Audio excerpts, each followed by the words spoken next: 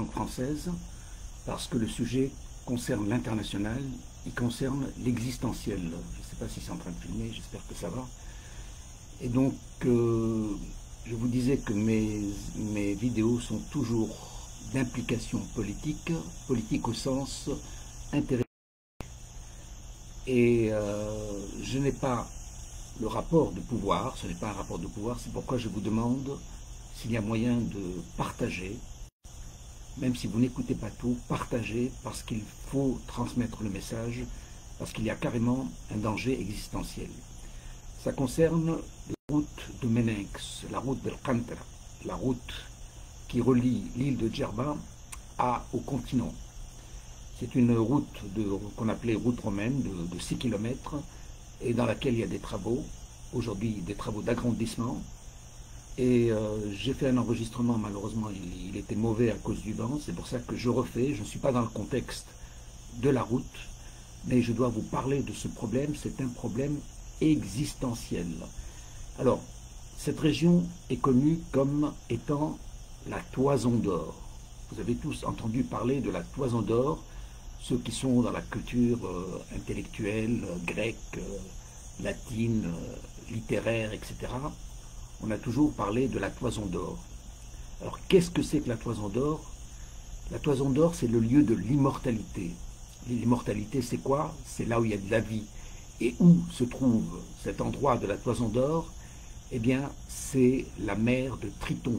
Et la mer de Triton n'est autre que le golfe de Bograra. C'est un golfe peu profond, dans lequel le poisson se reproduit, dans lequel il y a une multitude d'oiseaux, il y avait. Et donc c'est un lieu d'immortalité. Donc c'est tout le mythe de Jason, Jason qui se retrouve bloqué dans la mer de Triton et qui retrouve la Toison d'Or et donc qui trouve l'immortalité, c'est-à-dire que la vie continue. Eh bien, cette immortalité est aujourd'hui menacée. Menacée par qui? Menacée par la route romaine. Cette route romaine qu'on appelait autrefois Guntra et qui s'appelle aujourd'hui Qantara, elle menace le flux des eaux entre les lieux de Zarzis et les eaux de Bograra et qui vont sur le golfe de Gabès. On est en train d'étouffer ce lieu vital de reproduction. On est en train de faire une route en dur, en pierre, sur 6 km calculés, 6 km de long, plus de 50 mètres de large, sur une profondeur, je ne sais plus, de 4, 5, 6, 7, une dizaine de mètres. Calculez le nombre de caillasses qu'il a fallu transporter. À l'origine, cette route était prévue avec 3 ouvertures. Il n'y a qu'une seule ouverture, une ouverture qui a été faite avec du béton. Le béton laisse l'eau coulisser, mais la pierre ne laisse pas l'eau coulisser. Et donc, au lieu de faire les 3 ouvertures prévues, au contraire, on a renforcé avec de la pierre lourde. On a renforcé avec de la pierre lourde. Et on va complètement bloquer. Et il est inutile de nous mentir, de nous dire oui, on a prévu ceci ou cela. C'est pas vrai. C'est pas vrai. Il faut voir les travaux.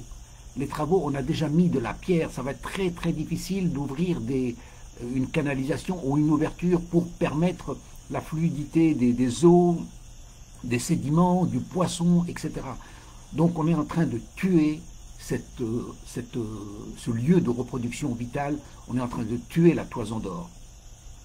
Et ce projet est une initiative présidentielle, tabarakallah.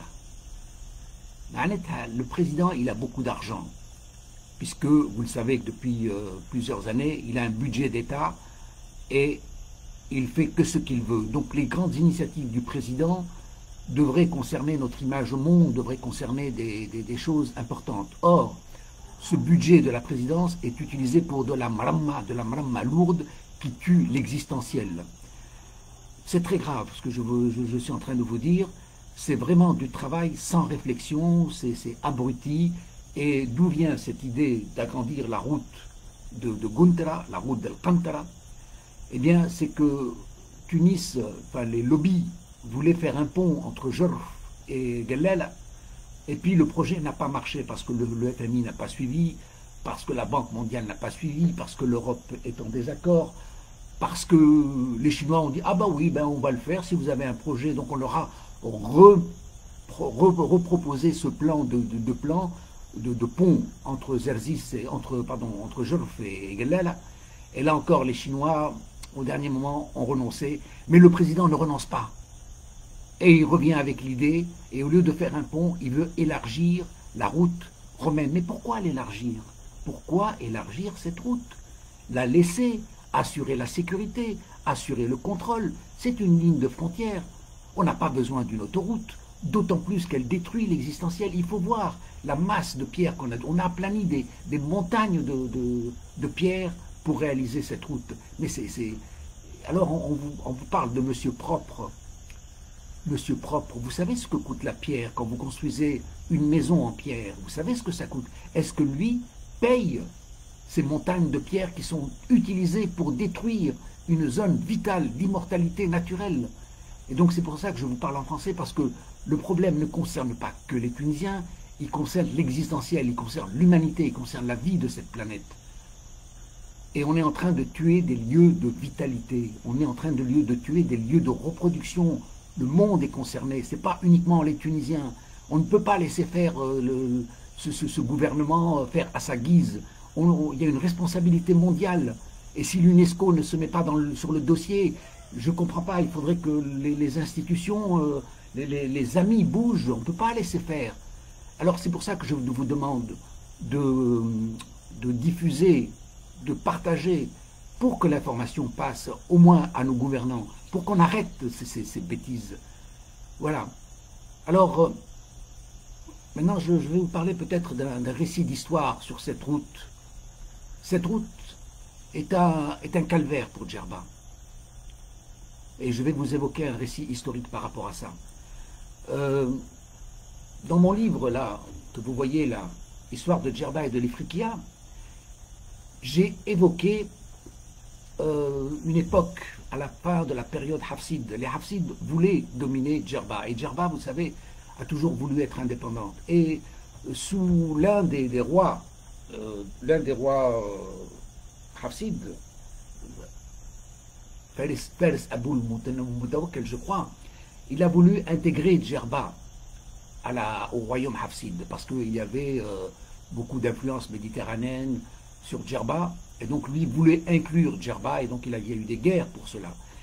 Et finalement, vous pouvez lire ces pages 206, 202, 206, sur cette période de la volonté hafside d'occuper l'île de Djerba. Il y a eu des abus, ça a été très difficile.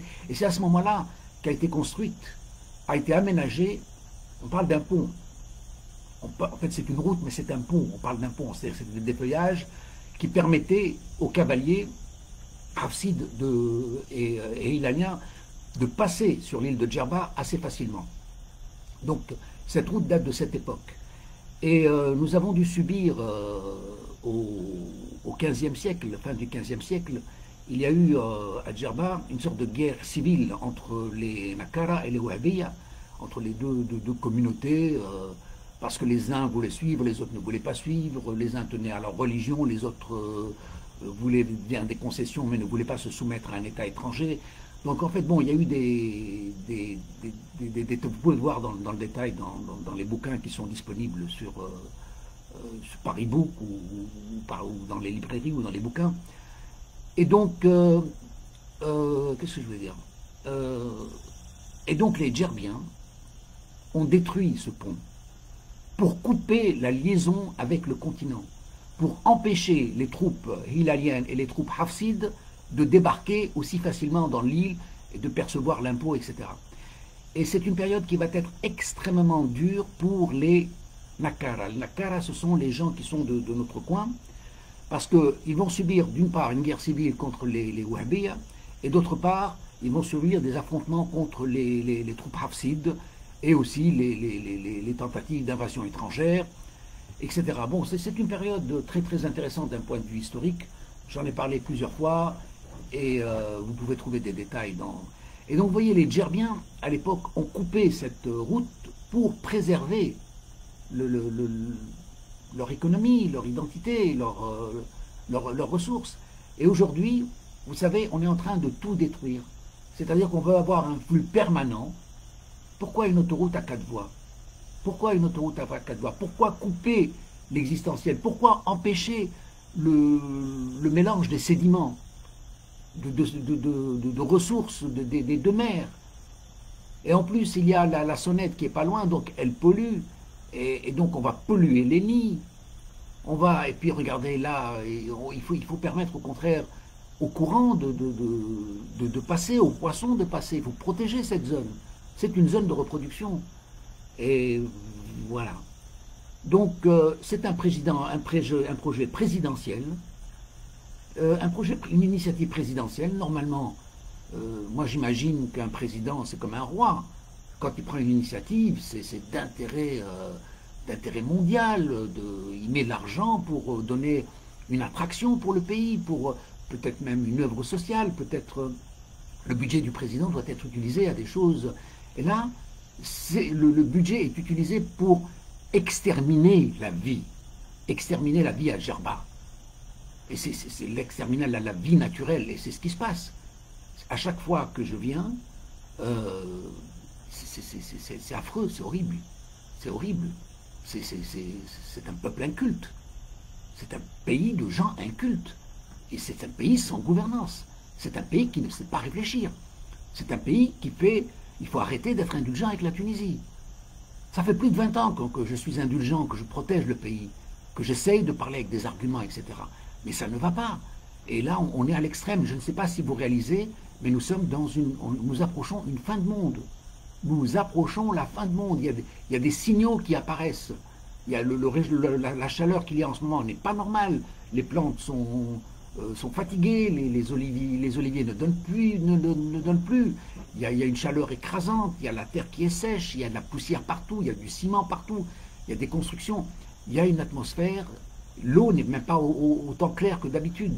Il y a des signes avant-coureurs de destruction du monde. Et le Covid est en train de nous donner un avertissement dans le sens qui nous dit calmez-vous les gars, il faut arrêter, il faut se... je pense que le Covid nous donne un signal et il n'est plus question d'avoir 1000 ans devant nous. L'existence, elle est menacée dans ces prochaines 100 années.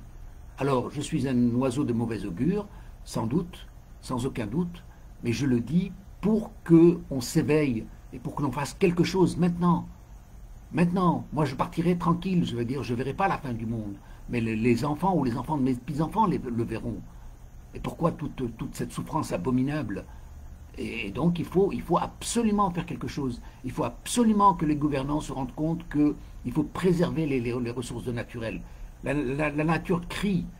Le golfe de Bourrara, je vous dis, c'est une zone d'immortalité, c'est toute la culture grecque de Tunisie, parce que la Tunisie a eu une culture grecque, et puis une culture latine, et puis une culture berbère, et puis etc., etc., etc. Il n'y a pas que la culture arabe. Et d'ailleurs, on s'emprisonne si on ne voit que la culture arabe, on va nulle part. Non, nous avons eu des influences. Les gars comme Ulysse, ben c'est la culture grecque, mais c'est Djerba. Jason, c'est Djerba. Héraclès, c'est Gafsa. Ulysse, j'en ai parlé. Qu'est-ce qu'il y a encore? Calypso. Notre île s'appelait Calypso, l'île de Calypso. Elle s'appelait aussi, le premier nom de l'île, c'était Phila. Et les Philas venaient de Delphes. De Delphes, c'est là où le plus sage devait gouverner. Donc c'est le pays de Socrate. Donc cette influence, nous l'avons directement dans notre culture de Djerba. Pourquoi nier et ignorer cette culture? Donc nous sommes les Philas de Delphes. Et les Philas de Delphes ont poursuivi leur activité sous le régime des comment on appelle ça,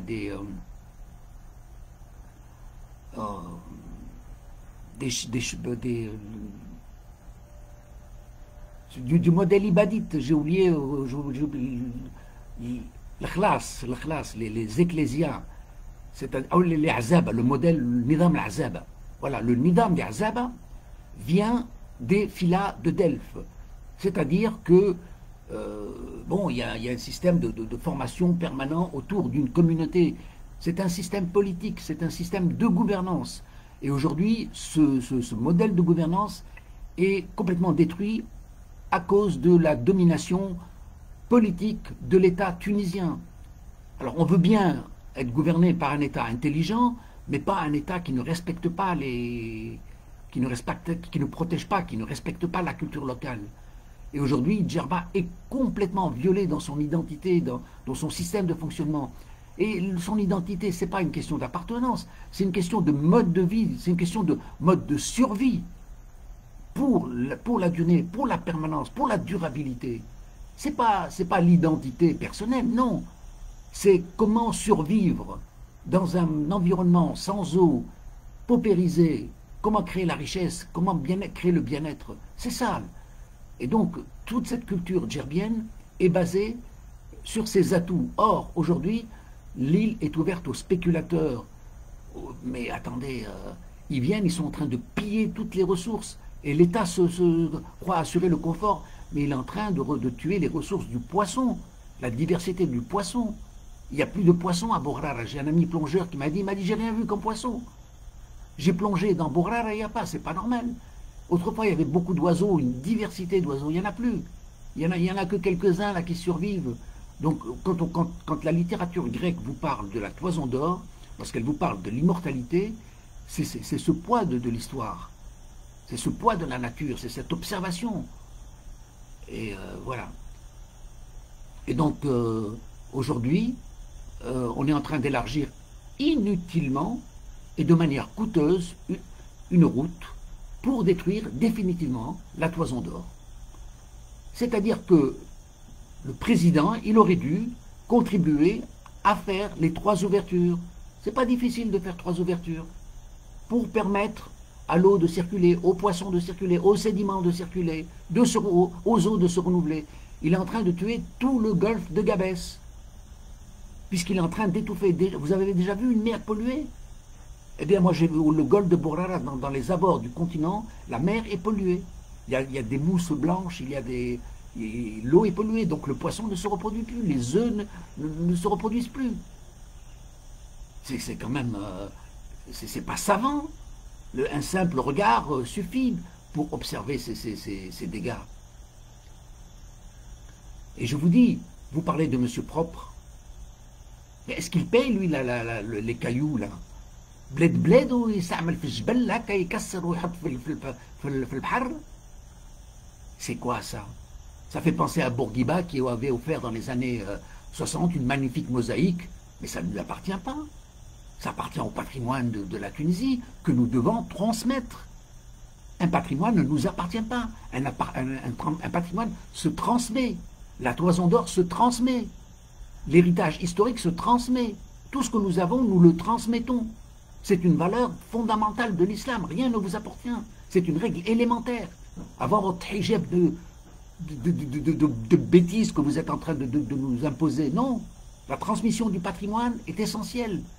On vous dit, vous mourrez, vous ne laissez rien, mais il faut transmettre ce quelque chose que vous laissez. C'est quelque chose pour que vos enfants puissent vivre. Et qu'est-ce que vous croyez assurer le confort en permettant à des gens de rouler plus vite?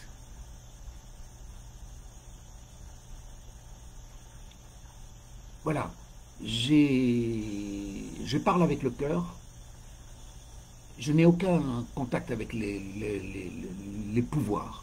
C'est pour ça que je vous demande de transmettre. Évidemment, je peux avoir un discours plus raisonné, plus court. Là, je parle de manière spontanée. Je ne compte pas le temps. Je parle parce qu'il faut en parler. Et je vous demande de transmettre parce qu'il faut protéger l'existentiel. Et ce projet présidentiel est une catastrophe. Ce projet présidentiel, cette initiative présidentielle est une catastrophe. Il ne doit pas élargir la route. Elle est coûteuse, il ne la paye pas, elle tue l'existentiel, elle tue les marées, elle tue les poissons, elle empêche le renouvellement du poisson, elle empêche la reproduction, elle pollue encore avec les eaux de la Sonède. Tout est négatif dans ce projet. Tout est négatif. Donc, si moi je ne sais pas lui expliquer tout ça, est-ce que Nicolas Hulot, tiens, parce que c'est ces gens-là qui sont préoccupés par les destinées du monde, est-ce qu'eux peuvent faire une pression sur le gouvernement tunisien? Moi, je ne sais pas lui parler, ce gouvernement. Ça fait plus de 20 ans que je parle, que j'écris. Il n'y a rien. Je n'arrive nulle part. Je n'arrive nulle part. J'ai écrit plusieurs bouquins. J'ai écrit L'outrage aux l'osophage, ça c'est en 2017. J'ai écrit Histoire d'Ifriqiya et de Djerba l'année dernière. J'en ai publié, je viens de publier un autre bouquin sur la politique et la science il y a quelques mois. Mais je parle de ces dangers. Je ne veux pas alerter les gens, je veux que les gouvernants soient conscients des problèmes de renouvellement, c'est-à-dire qu'on a rompu dans la cyclique existentielle. Et là, c'est un agissement extrêmement abusif. Et voilà. Je vais m'arrêter là. Et encore une fois, s'il vous plaît, si vous ne voulez pas partager, transmettez au moins l'information. Dites au président qu'il est en train de faire une grosse bêtise, qu'il arrête tout de suite, qu'il nomme une commission d'études, de réflexion. Pas on prend des décisions comme ça, on élargit une route à 4 voies, je vous dis, calculez les milliards qui ne sont pas payés, par monsieur honnête, par monsieur propre. Donc c'est un pays corrompu, la Tunisie est un pays corrompu. C'est un pays corrompu dans le sens qu'il ne respecte pas ses lois. Il y a toujours des exceptions. C'est-à-dire qu'on est en train de tenir un discours contre les corrompus, mais tous les corrompus tout le monde est corrompu en Tunisie, personne ne respecte les lois. Même le président non corrompu est un corrompu. Pourquoi est-ce qu'il est un corrompu? Parce qu'il ne paye pas la pierre déjà. Parce qu'il fait une étude non démocratique. Il ne prend pas l'avis des gens. Vous savez qu'au XIXe siècle, on avait parlé de faire une mer intérieure.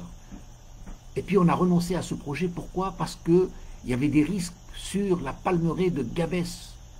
Si on permettait un fleuve, on avait peur d'inonder la région de Gabès. Et donc on a fait appel aux grands experts internationaux. Et puis finalement on a renoncé à ce projet. On a renoncé à ce projet, on s'est dit oui, il y a un risque. Or une mer intérieure, c'était un projet magnifique hein, s'il se réalisait.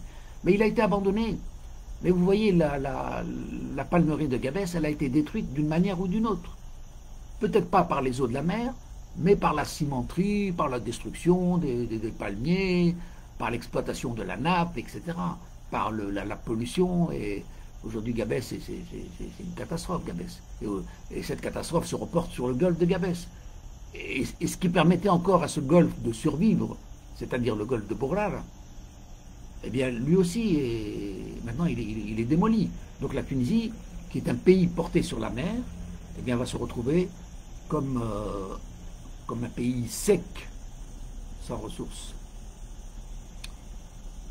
Allez, merci, au revoir.